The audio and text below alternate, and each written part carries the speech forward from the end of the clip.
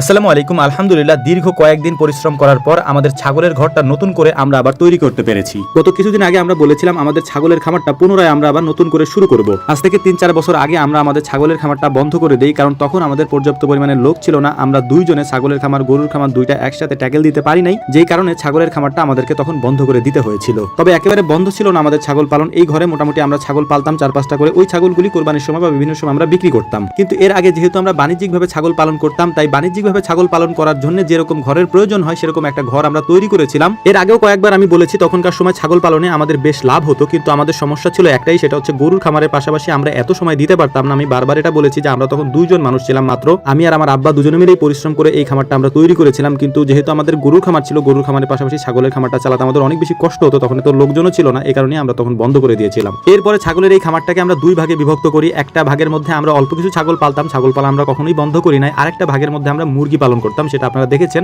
ডিম পাড়া টাইগার মুরগিগুলি এক সাইডে আমরা রাখতাম, যেটা আমরা পরবর্তীতে এখন সরিয়ে নিয়ে আমাদের নতুন একটা ঘরের মধ্যে দিয়ে দিয়েছি, এবং এই ছাগলের খামারটাকে পুরোটা ভেঙে আমরা নতুন করে আবার তৈরি করছি। আগেরবার আমরা আমাদের ছাগলের খামারটা পুরোটাই বাঁশ এবং বাঁশের চটি দিয়ে বানিয়েছিলাম। এবার আর বাঁশের চটি দিব না, আমরা এটার মধ্যে বাঁশের খুঁটিটা দেবো, কিন্তু এটার মধ্যে নতুন করে আমরা সংযোজন করব কাঠের বাতা, এবং কাঠের বাতা দিয়ে এবার করার চেষ্টা করব, যাতে করে একটু ফাঁকা ফাঁকা করে আমরা রাখতে পারি। এতে করে আমাদের এগুলি পরিষ্কার করতে অনেক বেশি সুবিধা হবে, সেটাই আমরা করার চেষ্টা করবো ইনশাআল্লাহ। এটা যেহেতু পুরাতন খামার ছিল, কয়েক বছর আগে আমরা এটা দিয়েছি, তাই এটার মধ্যে যে বাঁশের খুঁটিগুলি ছিল, তারপর বাতাগুলি দেওয়া ছিল, চটিগুলি দেওয়া ছিল, এগুলি সবই প্রায় নষ্ট হওয়ার পথে বা নষ্ট হয়ে গিয়েছে। এ কারণে সবকিছু আমরা আবার নতুন করে দিচ্ছি, এবং বিশেষ করে এটার মধ্যে নতুন যে সংযোজনটা আমরা করছি, যে কাঠের বাতাটা, এটাকে আমরা সুন্দর করে দেওয়ার চেষ্টা করবো, যেটা আপনারা হয়তো ভিডিও শেষ পর্যন্ত দেখলে বুঝতে পারবেন কত সুন্দর করে এটাকে আমরা সাজিয়েছি। আমাদের এই খামারের দরজাটা ছিল ওই সাইডে, এটাকে পরিবর্তন করে আমরা আমাদের খামারের ভেতরের সাইডে নিয়ে এসেছি, কারণ আমাদের আগে যে সাইডে দরজাটা ছিল ওইখানে আমাদের গরুর খামারের যে ঘাসগুলি আমরা কাটি, ওই ঘাসগুলির জন্য আমরা আলাদা একটা ঘর তৈরি করেছি। ওই ঘর তৈরি করার ক্ষেত্রে ওই জায়গাটা আটকে গেছে, যে কারণে ওই জায়গা দিয়ে এখন আমাদের চলাফেরা করতে বা ছাগলগুলিকে নামাতে অনেক কষ্ট হবে। এই কারণে আমরা আমাদের খামারের এই সাইড দিয়ে দরজাটা বানিয়ে নিচ্ছি। আলহামদুলিল্লাহ, মোটামুটি আমাদের এই ঘরটা বেশ বড়। এটার মধ্যে প্রায় 20টার মতো ছাগল আমরা পালতে পারবো। হয়তো ভিডিওতে এটা ছোট্ট মনে হচ্ছে, কিন্তু এটা বেশ বড় একটা ঘর।